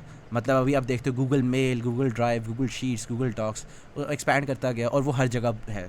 अगर आप किसी भी जगह पे जाते हो, आप साइन इन विद गूगल कर लेते हो, तो वो लिटरली हर जगह है, इसीलिए उसकी ब्रांडिंग स्ट्रॉन्ग है, राइट? तो बहुत अनकॉम्प्लिकेटेड एनालिसिस है उसका। इसी तरह से डिज़नी है, उसका भी काफ़ी अनकॉम्प्लिकेटेड है। वो ये है कि वॉल्ट डिज़नी अंकल हुआ करते थे, वो पहले रिजेक्ट हो गया काफ़ी जगहों से, फिल्म मेकिंग स्टूडियो से, तो उसने अपना स्टूडियो बना लिया। ये है कि उसने फोकस हमेशा क्वालिटी पे रखा। उसकी मूवीज़ की ब्रॉड अपील थी। इवेंचुअली अब तो जाके पहले तो खाली बच्चों के लिए होती थी, अब तो और लाइक 80s तक उन्होंने कहा है कि 8 से 80s तक की हमारी एज रेंज है अपीलिंग और वटेवर। उसके अलावा जो टैक्टिक्स इन्होंने एम्प्लॉय किए हैं वो है क्रॉस ब्रांडिंग। वो ये है कि लाइक जैसे उनका है डिज़नी वर्ल्ड, राइट? तो उसके अंदर वो अपने कैरेक्टर्स को थीम पार्क में ले आते हैं वगैरह, मतलब अपनी डिफरेंट प्रोडक्ट्स के अंदर किसी हद तक लाइक क्रॉस पॉलिनेशन की हुई है। उसके अलावा ग्लोबल एम्बिशन शुरू से था, और वो अपनी ऑडियंस को समझते हैं। ये बस इतनी सी बात है, कुछ भी नहीं है इसमें। इसलिए मैं ये शुरू में ही थोड़ा बहुत था, वरना अब ये सारी एक जैसी चीज़ें आना शुरू हो गई हैं। मतलब हैरी पॉटर है, वो क्या है आपको पता ही है, लेकिन उन्होंने एक बात एक्चुअली इंसाइटफुल की हुई है कि हकलबेरी फिन जो थी, आपको पता होगा एडवेंचर्स ऑफ हकलबेरी फिन, अगर आपने लाइक इंग्लिश ऑक्सफोर्ड की किताबों से पढ़ी हुई है, तो वो जो मेन कैरेक्टर था वो ब्रांड नहीं था, लेकिन हैरी पॉटर एक ब्रांड है। उसकी क्या वजह है? और उसकी वजह यह है कि एक इंटेंटफुल मार्केटिंग कैंपेन चली है, जिसकी वजह से उसके फिगरीन्स बेचे जाते हैं, उसकी गेमें बेची जाती हैं, उसके थीम के लंच बॉक्सेस, बैग्स वगैरह बेचे जाते हैं। अगर उन्होंने ना किया होता तो फिर ऑब्वियसली हैरी पॉटर कोई इतनी स्ट्रॉन्ग ब्रांड ना होता। तो इसके अंदर ये मतलब उन्होंने शुरू से ब्रांडिंग को दिमाग में रखा हुआ है कि मतलब कवर्स जो किताबों के थे वो भी एक जैसे बनाते थे, एक सिमिलर लैंग्वेज रखी हुई थी, और ऑब्वियसली मैं विजुअल लैंग्वेज की बात करता हूँ। अच्छा खैर, इसी तरह से और भी कुछ बातें हैं कि जो तुक्के से पहली किताब अच्छी बिक गई, और आगे से फिर वही चलता गया सिलसिला। तो कुछ भी इसमें ख़ास नहीं है। तो सीक्रेट्स टू सक्सेस पे इन्होंने लिखे हैं। एक इसने बात की हुई थी कि हैरी पॉटर की स्टोरी के इर्द गिर्द जो J.K. रोलिंग की अपनी स्टोरी है ना, वो भी उस किताब की कंटेंट को कंटेक्चुअलाइज करता है, और वो भी उसकी ब्रांडिंग का एक कंपोनेंट है। क्योंकि J.K. रोलिंग एक सिंगल मदर थी जब उसने किताब लिखी, और उसकी भी कहानी like from rags to riches वाली जो बात थी वो भी काफ़ी अपीलिंग लगती थी, जिसकी वजह से लोगों के दिलों में हैरी पॉटर नाम की स्टोरी जो थी उसके साथ ज़्यादा इमोशनल कनेक्शन डेवलप हुआ। इसी तरह से और बातें हैं कि उसने ग्राउंड वर्क काफ़ी अच्छा था, क्रॉस ओवर अपील थी, ओमनी प्रेजेंस थी, लाइक बड़ी ऑब्वियस सी बात है। आगे लुई विटॉन आ जाता है। लुई विटॉन एक आदमी का भी नाम था जिसने ये कंपनी बनाई थी, और एक ब्रांड का भी नाम है। तो लुई विटॉन एक, अगर आपको पता नहीं है, एक सक्सेसफुल लग्जरी फैशन ब्रांड है इंटरनेशनल लेवल के ऊपर। तो ओरिजिनली ना जो लुई वेटॉन बंदा था वो एक कारपेंटर का बस बच्चा था, लाइक इतना भी कोई अमीर वगैरह नहीं था। तो 1854 में वो अपनी कंपनी शुरू करता है जिसके अंदर वो लाइक आपको ट्रैवल रिलेटेड चीज़ें बेचता, लगेज, बैग्स, एक्सेसरीज, इस तरह की चीज़ें, राइट। अब इम्पॉर्टेंट नोट ये है कि उस वक्त के जो लाइक 1854 में ना लाइक एक्चुअली जंगें थोड़ी कम होना शुरू हो गई थी पिछले सालों की निस्बत, और एक्चुअली ट्रैवल का कॉन्सेप्ट सीमेंट होना शुरू हो गया था कि आप दूसरी जगहों पे जाओगे फॉर वगैरह। पहले इतना नहीं था क्योंकि हर जगह लाइक उधर जंग हो रही है, इधर ये हो रहा है, इधर ये हो रहा है, वहाँ पे कुछ भी नहीं है, वहाँ पे बुरे लोग रहते हैं वगैरह। आहिस्ता आहिस्ता जाके जब ट्रैवल का कॉन्सेप्ट जिस तरह से हम मॉडर्न ट्रैवल के बारे में सोचते हैं ना, वो सीमेंट होना शुरू हुआ था। तब सिर्फ़ और सिर्फ अमीर तरीन लोग जो थे ना वो ट्रैवल करते थे, और तब उसने ना अपनी कारपेंटर स्किल्स को इस्तेमाल करके और अपने दूसरी को स्किल्स इस्तेमाल करके बस उसने ना लाइक उन लोगों को डायरेक्टली अपील किया था, और उस किसी वजह से उसकी शुरू से ही लाइक एसोसिएशन लग्जरी के साथ आ गई थी। और फिर सेलिब्रिटी इंडोर्समेंट भी आ जाती है कि इवन लुई विटॉन जो जब बंदा ज़िंदा था तब उस वक्त ही एम्प्रेस वगैरह भी उससे चीज़ें ख़रीदती थी, और इसीलिए जब फ्यूचर में ये डेवलप होना शुरू हुआ तो मतलब लाइक मुग़ल शाह वगैरह भी इसकी चीज़ें ख़रीदते रहे हुए हैं, क्योंकि ये इतनी ग्लोबल लेवल के ऊपर, मुग़ल शाह नहीं पता नहीं क्या था, कुछ लिखा हुआ था इस तरह का कि मतलब हर पता नहीं लाइक पाकिस्तानी रीजन के अंदर भी काफ़ी सारे लोग थे जो इससे चीज़ें ख़रीदते रहे थे। तो शुरू से ही इसकी ना इंटरनेशनल अपील रही है और शुरू से ही लग्जरी के साथ रिलेटेड था।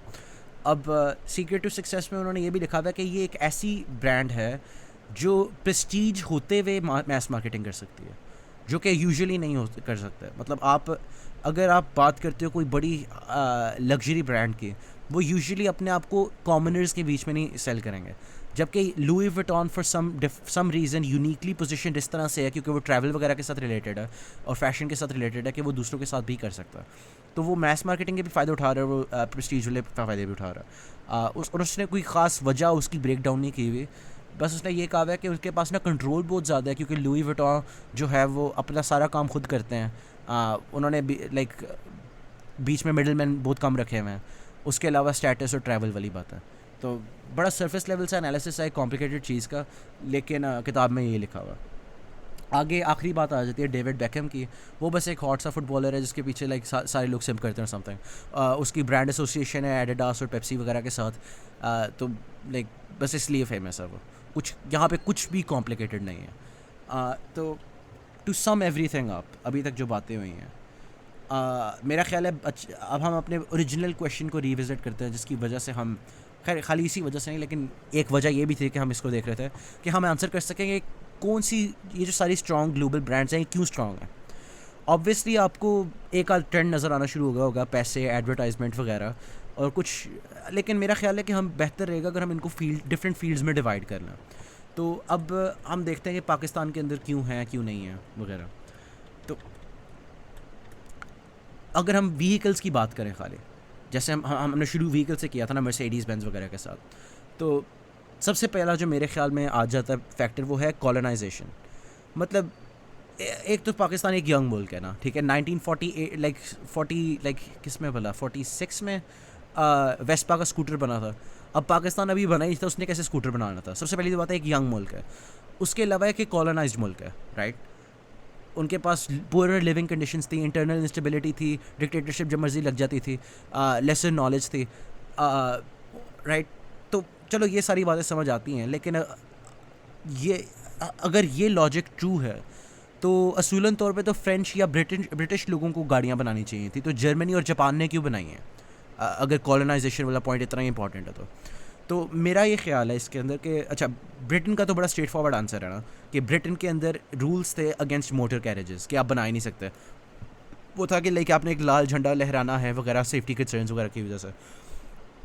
जबकि फ्रांस के अंदर ये है कि जो कंबस्टन इंजन्स डाइमलर ने, बेंज वगैरह ने यूज़ किए थे वो बने ही फ्रांस से हुए थे। तो मतलब ये बात भी नहीं है कि फ्रांस वगैरह ने इन चीज़ों के अंदर जिद्दत नहीं की थी, उनकी बनाई हुई चीज़ें भी यूज़ हो रही थी। अब बस कोइंसिडेंटल है कि दूसरे ममालिक भी जो अच्छे जा रहे थे उस वक्त, उन्होंने वही वाली बात के पहले वो आ गए, वरना इवेंचुअली कोई और भी इन्वेंट कर ही लेता वो। बस वहाँ, और ये भी कहा जाता है कि उस वक्त जर्मनी के अंदर ना बहुत ज़्यादा इनोवेटिव स्पिरिट वगैरह था वगैरह, इस तरह की हवाई बातें भी की जाती हैं इस मामले में। आप वो भी यहाँ पे डाल सकते हो। खैर, एक और फैक्टर नेशनलाइजेशन है, कंसिडर किया जा सकता कि अभी आपकी थोड़ी बहुत मैन्युफैक्चरिंग होना शुरू ही हुई थी, तो फिर वो भुट्टो वाला सारा काम हुआ, और उसका जब आपने प्राइवेटाइज़ कर दिया तो फिर पूरी मार्केट के शेयर्स एक जगह हो गए, राइट। कुछ समझाने लायक नहीं है वैसे, इसके अंदर काफ़ी सिंपल बात है, राइट। कंपनियाँ चली गई वगैरह और बिज़नेस वाइंड अप होना शुरू हो गया। आगे फिर बात है कि ज़रूरत ईजाद की माँ है। ज़्यादातर पाकिस्तानियों के मसले क्या होते हैं उस वक्त में, लाइक अर्ली पाकिस्तान के अंदर, जब थोड़ी बहुत लाइक रूम थी मार्केट के अंदर नई गाड़ियों के लिए ग्लोबल लेवल के ऊपर, तब पाकिस्तान एक ऑलमोस्ट कम्प्लीटली एग्रेरियन मुल्क था। तब इतनी जितनी अर्बनाइजेशन अभी हुई तब उतनी भी नहीं थी। और पाकिस्तान की जो जिद्दत है ज़्यादातर वो इसीलिए एग्रीकल्चर वगैरह की फील्ड में आती है नज़र, क्योंकि आपके ज़िंदगी के जो मसले ज़्यादा थे वो वहाँ पे थे, जबकि जर्मनी, जापान वगैरह पहले के अर्बनाइज ममालिक थे, तो इसीलिए वो इन मसलों को हमसे जल्दी फेस कर चुके थे और जल्दी सॉल्व कर लिया। उसके अलावा एक बात ये भी है कि इन सब चीज़ों के लिए रिसर्च एंड डेवलपमेंट चाहिए होती है, और पाकिस्तान के अंदर रिसर्च और डेवलपमेंट एक झोंकी है, कुछ भी नहीं हो रहा होता। पाकिस्तान में कौन सी कोई ख़ास R&D हो रही होती है, लाइक एक हम सर रिजवान जैसे बंदे को तो PhD मिली होती है, मैम रुबाब जैसे बंदे को तो मास्टर्स की डिग्री दी होती है, राइट। तो एक ये बात आ जाती है कि करप्शन वगैरह की वजह से और इंटेलेक्चुअल डिसऑनेस्टी वगैरह की वजह से आपके एकेडमिक सेक्टर भी कोई इतना अच्छा नहीं जा रहा, जिसकी वजह से कोई बड़ी ज़्यादा जिद्दत हो सके। आगे बात आ जाती है कि चलो ठीक है, ये बातें हो गई ना, खाने के मामले में क्यों नहीं है, खाना तो हमारा अच्छा होता है यार, राइट। तो उसके लिए आप अगर देखो तो कोका कोला देख लो, मैकडोनल्ड्स देख लो, दोनों के अंदर एक चीज़ कॉमन थी कि पैसे बड़े थे पीछे। आपके पास इतने पैसे ही नहीं है कि आप इतने लेवल पे एडवर्टाइजमेंट कर सको, प्लस आपके पास वो इमेज वाली बात भी आ जाती है ना कि आपकी कोई इतनी पॉजिटिव इमेज नहीं है इंटरनेशनल कम्युनिटी में, टूरिज्म कम ही है रिलेटिवली स्पीकिंग, तो कम लोग आते हैं, कम लोग पाकिस्तानी खाना ट्राई करते हैं, इसलिए कम लोगों को इंटरेस्ट डेवलप होता है आपके खाने में। प्लस स्टेरियोटाइप्स आपके हाइजीन वगैरह के बारे में भी आ जाते हैं कि पाकिस्तान के अंदर इस तरह के गंदे खाने मिलते हैं जी, वो इस तरह से बड़ी अनहाइजीनिक कंडीशन में पड़े होते हैं, राइट। तो इस तरह के फैक्टर्स भी आ जाते हैं, लेकिन मेन फैक्टर पैसे हैं, राइट। क्योंकि आप सारी ग्लोबल फूड ब्रांड्स के देख लो, शुरू में पैसे थे, आपकी डोमेस्टिक मार्केट में थोड़ी बहुत चीज़ें आ जाती हैं और आहिस्ता आहिस्ता हो भी रही हैं, लाइक बढ़ रही हैं, लेकिन करेंटली इसीलिए नहीं है क्योंकि जिस लेवल पे पैसे चाहिए होते हैं ना, वो नहीं है। उसके अलावा वाई पाकिस्तान, अच्छा, तो लग्जरी ब्रांड्स की बात की जाए, जैसे ये हम बात कर रहे थे BMW के बारे में बात कर रहे थे, लुई विटॉन के बारे में बात कर रहे थे, तो लुई विटॉन तो एक काफ़ी एज केस है, इसके अंदर एक स्पेसिफिक लाइक एक इमर्जिंग चीज़ को का फ़ायदा उठाया गया। तो पाकिस्तान के अंदर आप इस वक्त लाइक अगर आप लग्जरी ब्रांड्स की बात करो, वो ज़्यादातर लोकल डिस्पैरिटीज़ को के बीच में लाइक लाइन क्रिएट करते हैं कि एक एवरेज पाकिस्तानी और एक एलीट पाकिस्तानी के बीच में डिफरेंस शो करते हैं ना। अब एक बाहर के मुल्क के अंदर क्यों कोई बंदा कहेगा कि यार हाँ मैंने इस ब्रांड के लेने हैं लाइक कपड़े वगैरह, जब उनके दिमाग में पाकिस्तान का लफ्ज़ ही नहीं आता जब वो लग्जरी सोचते हैं। उनके दिमाग में तो ये आता है कि ओ वही जगह ना जहाँ पे लाइक उसामा बिन लादेन पकड़ा गया था और समथिंग, राइट, लाइक और लाइक इस तरह के नेगेटिव स्टीरियोटाइप्स आते हैं, उनके दिमाग में लग्जरी का लफ्ज़ ही नहीं आता। तो ग्लोबल लेवल पे क्यों लग्जरी ब्रांड होगी, राइट। प्लस अगर आप इसको अनडू करना चाहते हो, ये नहीं कि इम्पॉसिबल है, लेकिन आपको बहुत ज़्यादा पैसे और बहुत ज़्यादा टाइम लगाना पड़ेगा, और आपको एंड पे पैसे भी इतना जितने आप लगा रहे हो ना उतना कोई फ़ायदा भी नहीं होना। तो इसलिए ग्लोबल लेवल पे इसलिए कोई लग्जरी ब्रांड नहीं एक्सपैंड हुई, चाहे कोशिश करती ना। उसके अलावा मतलब लाइक वही ना कि फ्रांस के अंदर आके आपके पास आता है कि वो यार उसके अंदर ये स्टीरियोटाइप है, बड़ा रोमांटिक सा शहर है और व्हाटएवर। पाकिस्तान की बारी ये चीज़ें नहीं आती होता कि टेररिस्ट और समथिंग, राइट, इस तरह की चीज़ें आ जाती हैं। उसके अलावा टेक ब्रांड्स पे आते हैं। अब टेक ब्रांड्स एक एक्चुअली चीज़ है जिसके अंदर पाकिस्तान के पास हैं ग्लोबली स्ट्रॉन्ग ब्रांड्स। तो ये बात भी नहीं है कि पाकिस्तान की कोई भी ग्लोबली स्ट्रॉन्ग ब्रांड नहीं है, बल्कि यहाँ पे एग्जांपल्स आ जाते हैं जिसके अंदर सबसे बड़ी एग्जांपल है सिस्टम्स लिमिटेड। सिस्टम्स लिमिटेड के कोई काफ़ी ज़्यादा बाहर के ममालिक के अंदर भी ऑफिसेज हैं, लाइक UAE में, इजिप्ट में, कतर में, केन्या में, साउथ अफ्रीका में। प्लस वो अमेरिकन काफ़ी ज़्यादा कंपनीज़ को केटर करते हैं, और जो फॉर्च्यून 500 है, मतलब जो टॉप 500 कंपनीज़ हैं, उनको सर्विस करती है, उनको टेक सर्विसेज प्रोवाइड करती है। तो और प्लस उसके पास बहुत ज़्यादा इंटरनेशनल रिकग्निशन है, Microsoft partner of the year multiple years के लिए रह चुका है, फोर्ब्स एशिया के अंदर अपेयर हो चुका है। तो इतनी भी बात भी नहीं है कि पाकिस्तान सिर्फ इस तरह से आता है। लेकिन सर ने सवाल ये पूछा हुआ था कि वाई आर्ट दे, तो मैंने इसलिए पहले उसके ऊपर फोकस किया। अब हम बकाया चीज़ें भी देख लेते हैं, काउंटर एग्जाम्पल्स के ऊपर हम आ जाते हैं जहाँ पे एक्चुअली पाकिस्तानी ब्रांड्स हैं ग्लोबली स्ट्रॉन्ग। तो उसके अंदर एयरलिफ्ट एक एग्जांपल आ जाती है। अब एयरलिफ्ट तो ऑब्वियसली ख़त्म हो चुकी हुई है उन मसलों की वजह से कि वो ज़्यादा एक्सपैंड करने की कोशिश की थी, उन्होंने अफ्रीका भी चले गए थे, पता नहीं क्या क्या किया था, और बाद में जाके बस पैसे ही ख़त्म हो गए थे उनके। तो एयरलिफ्ट तो मर गया, लेकिन जब तक ज़िंदा था तब तक उसकी काफ़ी ज़्यादा अच्छी ग्लोबल प्रेजेंस रही थी, और ग्लोबल फंड्स भी आ रहे थे उसके। तो ये बात होगी टेक इंडस्ट्री के अंदर।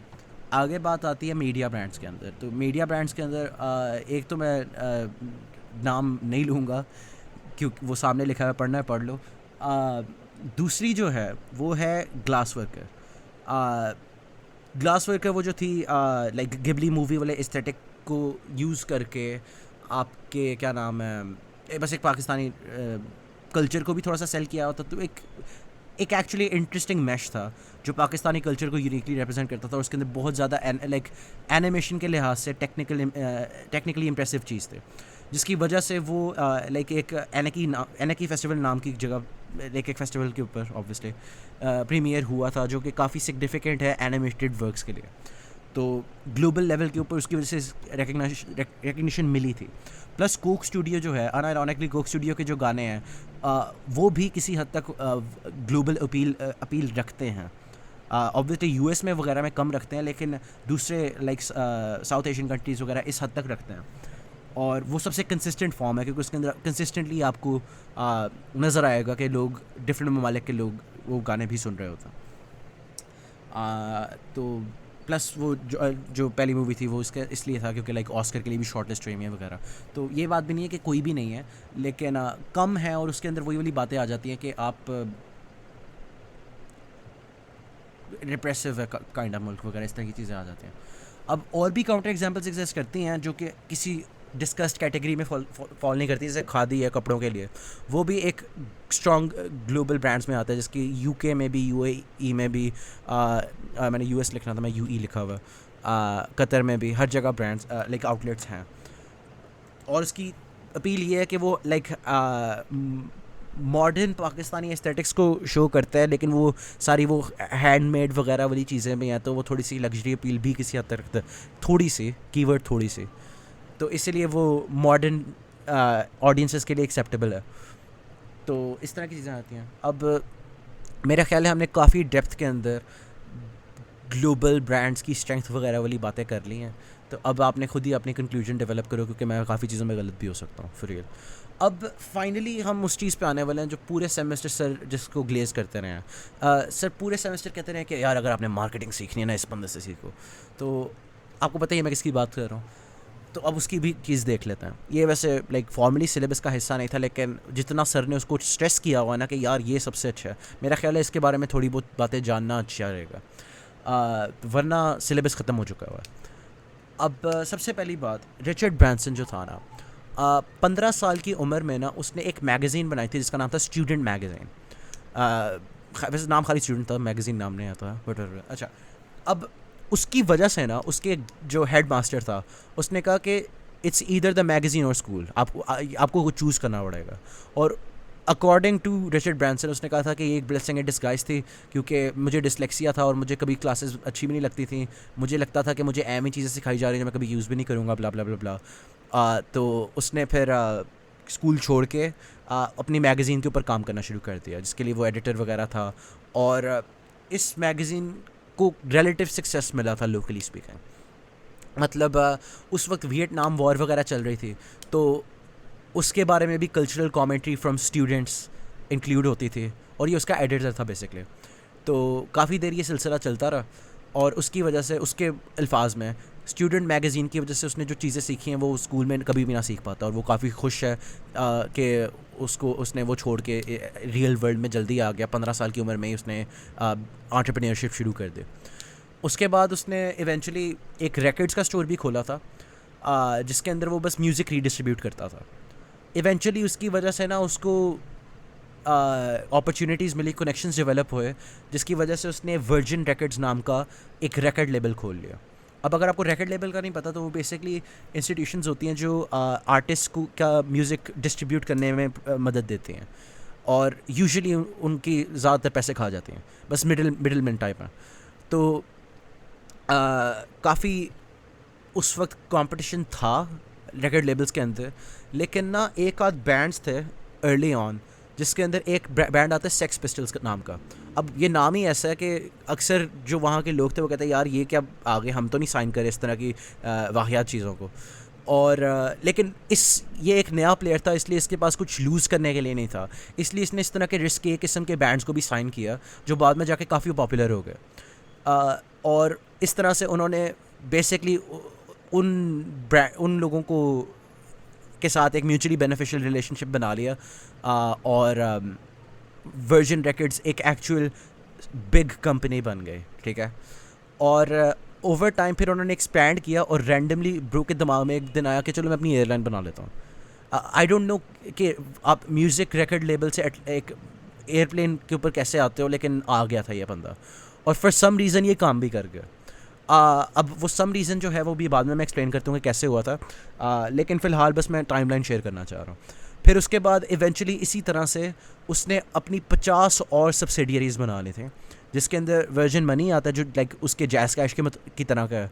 उसके अलावा होटल्स भी हैं, गैलेक्टिक भी है जो स्पेस के लिए है, एक स्पोर्ट्स बेटिंग ऐप भी है, और भी बहुत ज़्यादा चीज़ें हैं। उसके अलावा एक चीज़ है वर्जिन यूनाइट, जो मतलब उसके लाइक सस्टेनेबल डेवलपमेंट गोल्स वाली रिक्वायरमेंट पूरी करने के लिए, जिसके अंदर वो अच्छी चीज़ें करके दिखाता है लोगों को, कि लाइक एक एल्डरली केयर के लिए उसने इनिशिएटिव शुरू किया था। ईव ब्रांसन फाउंडेशन भी है उसकी, उसी में से निकली, जो कि उसकी माँ के नाम से निकली है, एट्सेट्रा।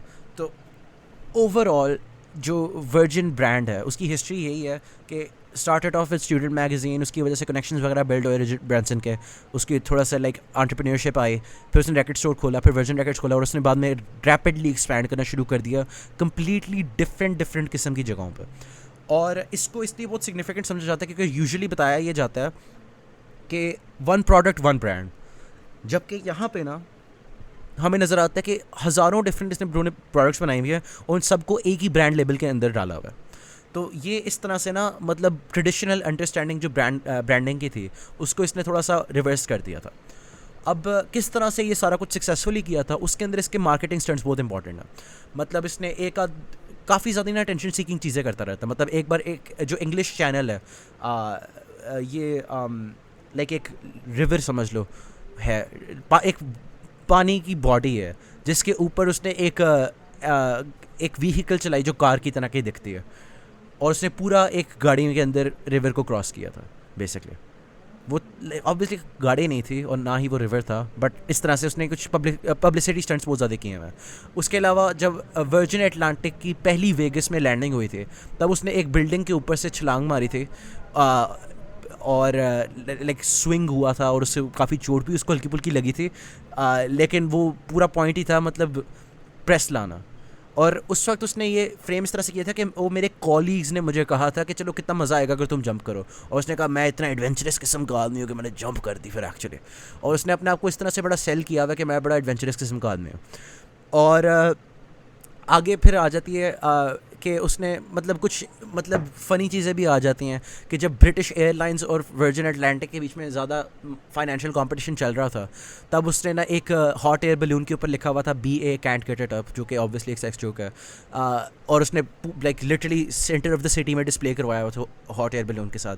तो इस तरह के ऐसे आइडियाज़ जो एक रैंडम शिट पोस्टर के दिमाग में आता है और कोई भी पैसों के साथ जो होता है वो कभी करता नहीं, उसने वो वाली चीज़ें की हुई हैं।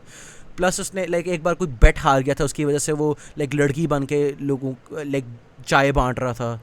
बस उसका मकसद हमेशा ये था कि उसके ऊपर अटेंशन रहे, और इन सब चीज़ों को ना वो अपने किसी ना किसी एडवेंचर किसी ना किसी लाइक इकोनॉमिक वेंचर के साथ ज्वाइन करता था। मतलब वो बेट वाली चीज़ को वर्जिन बेट के साथ जोड़ देता था, वो हॉट एयर बलून वाली चीज़ वो वर्जिन अटलांटिक के लिए थे, वो फ्री फॉल जो था वो अटलांटिक वेगस के लिए था।